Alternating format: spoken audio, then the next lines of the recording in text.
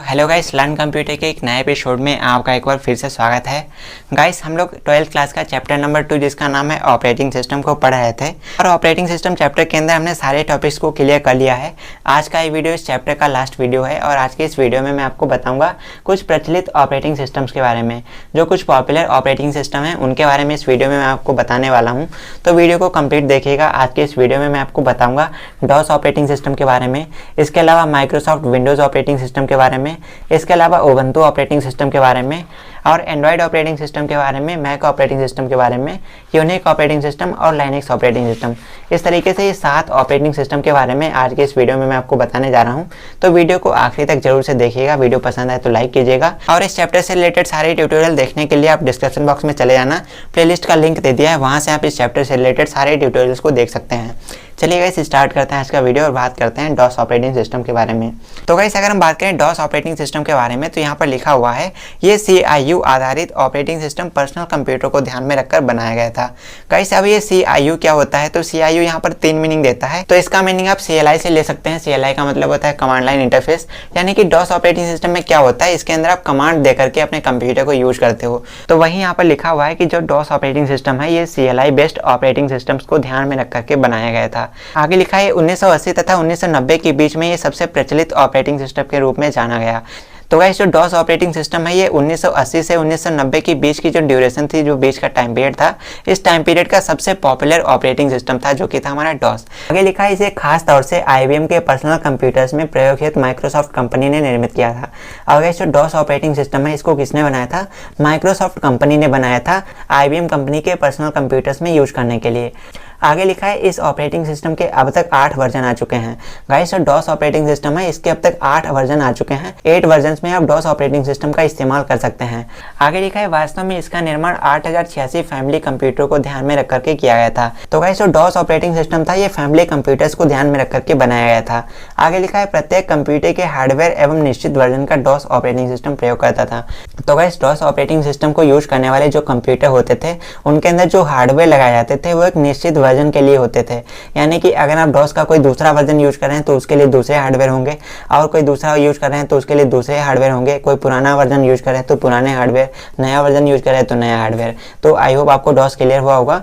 चलिए इसके बाद में बात करते हैं माइक्रोसॉफ्ट विंडोज ऑपरेटिंग सिस्टम के बारे में। तो गाइस, ये graphical user interface based operating system है, यानी कि आप इसके अंदर माउस का इस्तेमाल कर सकते हैं। यहाँ पर आपको कीबोर्ड से कमांड देने की आवश्यकता नहीं है, आप माउस का इस्तेमाल करके भी इस ऑपरेटिंग सिस्टम को यूज कर सकते हैं और इसके कई वर्जन बाजार में अत्यधिक सफल हुए हैं।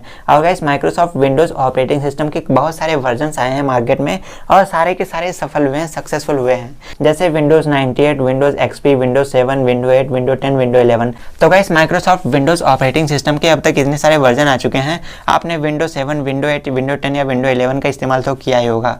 आगे लिखा है वर्तमान में इसका नया वर्जन विंडोज 10 टच स्क्रीन की सुविधा के साथ बाजार में उपलब्ध है। तो गाइस, विंडोज 8 वाले जो ऑपरेटिंग सिस्टम आते हैं उनमें आपको टच स्क्रीन की सर्विस मिलती है, आप टच स्क्रीन का इस्तेमाल कर सकते हैं। आगे लिखा है इसके प्रचलन का मुख्य कारण यह है कि सभी प्रकार के हार्डवेयर एवं सॉफ्टवेयर को सपोर्ट करता है। और गाइस, जो MS विंडोज ऑपरेटिंग सिस्टम है ये इसलिए पॉपुलर है क्योंकि इसके अंदर जो हार्डवेयर और सॉफ्टवेयर यूज करते हैं तो वो सारे सॉफ्टवेयर, सारे हार्डवेयर आपस में एक दूसरे को सपोर्ट करते हैं और अपने यूजर को कार्य करने के लिए विशेष और आसान टूल्स उपलब्ध कराता है।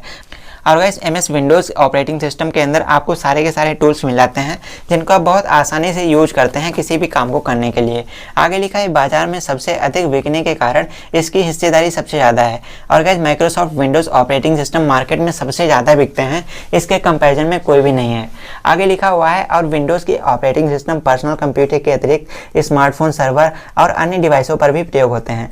और गाइस, माइक्रोसॉफ्ट ऑपरेटिंग सिस्टम जो है ये कंप्यूटर्स के अंदर, स्मार्टफोन्स के अंदर, टैबलेट के अंदर, सारे के सारे जो डिवाइसेस होते हैं, हार्डवेयर होते हैं, लगभग सभी में आपको माइक्रोसॉफ्ट विंडोज ऑपरेटिंग सिस्टम का यूज देखने को मिलता है। चलिए गाइस, इसके बाद में बात करते हैं तीसरे ऑपरेटिंग सिस्टम के बारे में, जो कि है उबंटू। तो गाइस, अगर बात करें उबंटू ऑपरेटिंग सिस्टम के बारे में तो यहाँ पर लिखा हुआ है या लाइनक्स का ही एक रूप है। गाइस, अगर आपने लाइनक्स ऑपरेटिंग सिस्टम का इस्तेमाल किया है तो आपने उबंटू का नाम सुना होगा और आई थिंक आपने उबंटू का इस्तेमाल भी किया होगा। फिलहाल इसका इस्तेमाल मैंने तो किया है, शायद आपने भी किया हो। तो लिखा है जो PC, सर्वर, स्मार्टफोन, टीवी आदि में प्रयोग हो रहा है। और गाइस, जो उबंटू ऑपरेटिंग सिस्टम है इसका इस्तेमाल personal computer, server computer, smartphone और टीवी आदि में यूज किया जाता है। आगे लिखा है ओपन सोर्स लाइसेंस होने के कारण इसे हम आसानी से प्राप्त कर सकते हैं। और गाइस जो हमारा उबंटू ऑपरेटिंग सिस्टम है ये भी ओपन सोर्स है, तो इसको आप इंटरनेट से आसानी से डाउनलोड कर सकते हैं, फ्री में डाउनलोड कर सकते हैं और इसका इस्तेमाल कर सकते हैं। आगे लिखा है जहां लाइनेक्स में जीनोम डेस्कटॉप इन्वायरमेंट का प्रयोग किया जाता है वही उबंटू में यूनिटी डेस्कटॉप इन्वायरमेंट का प्रयोग होता है। गाइस अगर आपने लाइनेक्स ऑपरेटिंग सिस्टम इस्तेमाल किया होगा तो उसके अंदर आपको जीनोम डेस्कटॉप देखने को मिलता है, जो इंटरफेस होता है वो जीनोम डेस्कटॉप वाला होता है। और गाइस हमारा उबंटू ऑपरेटिंग सिस्टम है इसके अंदर आपको यूनिटी डेस्कटॉप इन्वायरमेंट देखने को मिलता है, यानी कि वहाँ पर जो आप इंटरफेस यूज करते हैं उसको हम यूनिटी डेस्कटॉप के नाम से जानते हैं। आगे लिखा है और यह ऑपरेटिंग सिस्टम कई महत्वपूर्ण सॉफ्टवेयर के साथ इनबिल्ट आता है। और गाइस जो उबंटू ऑपरेटिंग सिस्टम है ये कई इंपॉर्टेंट सॉफ्टवेयर के साथ में इनबिल्ट आता है, यानी कि अगर आप उबंटू ऑपरेटिंग सिस्टम को यूज करेंगे तो उसके अंदर आपको बहुत सारे इंपॉर्टेंट सॉफ्टवेयर देखने को मिल जाएंगे जो उसमें इनबिल्ट होते हैं, पहले से डाउनलोड किए गए होते हैं। आगे लिखा है और यह लगभग 46 भाषाओं में उपलब्ध है। और गाइस जो उबंटू ऑपरेटिंग सिस्टम है ये 46 लैंग्वेजेस में अवेलेबल है, तो आप किसी भी भाषा में इसको यूज कर सकते हैं और सारे के सारे फ्री में उपलब्ध होने वाले सॉफ्टवेयर को इंस्टॉल कर सकते हैं। तो आई होप दोस्तों आपको उबंटू ऑपरेटिंग सिस्टम समझ में आया होगा। चलिए इसके बाद में बात करते हैं एंड्रॉइड ऑपरेटिंग सिस्टम के बारे में। तो गाइस यहाँ पर लिखा है ये ऑपरेटिंग सिस्टम स्मार्टफोन तथा टैबलेट में यूज होने वाला सबसे प्रचलित ऑपरेटिंग सिस्टम है। Guys Android operating system smartphones में, कंप्यूटर्स में सबसे ज़्यादा यूज किया जाता है। और इसके साथ में जो एंड्रॉइड ऑपरेटिंग सिस्टम है ये लाइनेक्स ऑपरेटिंग सिस्टम के कर्नल पर बेस्ड है। और एंड्रॉइड ऑपरेटिंग सिस्टम को डिजाइन करने के लिए C++, जावा जैसी भाषाओं का यूज किया गया है। इसके अलावा इसका निर्माण गूगल संस्था के द्वारा किया गया है। और गाइस जो एंड्रॉइड ऑपरेटिंग सिस्टम है इसको गूगल संस्था ने, गूगल जो ऑर्गेनाइजेशन है, गूगल ने इसको बनाया है, इसको लॉन्च किया है। आगे लिखा है टच इनपुट विशेषता के कारण यह बाजार में पूर्ण रूप से बिकने का अधिकार रखता है।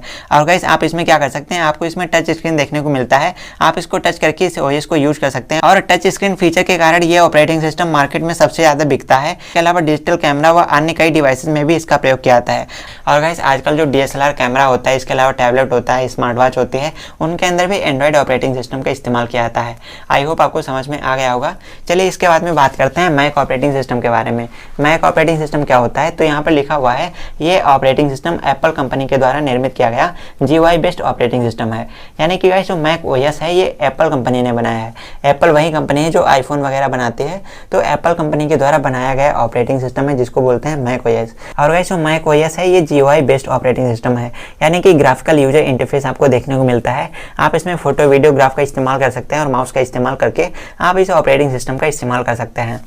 आगे लिखा है सामान्यतः यह पहले मोटोरोला 68000 मशीन के साथ प्रयोग किया गया था। और गाइस जो मैक ऑपरेटिंग सिस्टम है इसका सबसे पहले यूज कहाँ किया गया था, मोटोरोला की एक मशीन थी जिसका नाम था मोटोरोला 68000 या 68000, तो इसके साथ में मैक ऑपरेटिंग सिस्टम को यूज किया गया था। और बाद में एप्पल कंपनी ने मैक ऑपरेटिंग सिस्टम को पर्सनल कंप्यूटर के साथ भी यूज किया और उसके कई वर्जन मार्केट में अवेलेबल हैं।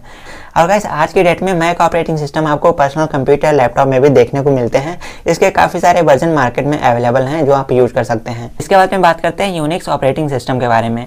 तो यहाँ पर लिखा है ये एक multitasking multi user operating system है। गाइस जो यूनिक्स ऑपरेटिंग सिस्टम है इसके अंदर आप मल्टीटास्किंग कर सकते हैं और मल्टी यूजर इसको यूज कर सकते हैं। ऐसा ऑपरेटिंग सिस्टम है जो कई रूपों में उपलब्ध है और इसके कई वर्जन अवेलेबल हैं। आज की डेट में आप इनको कई वर्जन में यूज कर सकते हैं। आगे लिखा है मूल यूनिक्स का निर्माण बेल लेबोरेटरी में केम थॉमसन और डेनिस रिची ने किया था। जो यूनिक्स का बेस है, यूनिक्स ऑपरेटिंग सिस्टम का जो बेस है उसको बेल लेबोरेटरी में केन थॉमसन और डेनिस रिची ने बनाया था, उसका निर्माण किया था, जिसके अंतर्गत ऑपरेटिंग सिस्टम यूजर को कार्य करने के लिए आसान टूल्स उपलब्ध कराता है। और गाइस यूनिक्स ऑपरेटिंग सिस्टम के अंदर यूजर को कार्य करने के लिए ये जो ऑपरेटिंग सिस्टम है ये बहुत आसान से टूल्स प्रोवाइड करता है और इसकी मदद से यूजर बहुत आसानी से अपने कार्यों को कर सकता है। आगे लिखा है और ये ओपन सोर्स लाइसेंस वाला ऑपरेटिंग सिस्टम है, यानी कि ये ओपन सोर्स है, आप इसका इस्तेमाल कैसे भी कर सकते हैं। आप इंटरनेट से इसको फ्री में डाउनलोड करके इसको अपने कंप्यूटर में इंस्टॉल कर सकते हैं और इसका इस्तेमाल कर सकते हैं।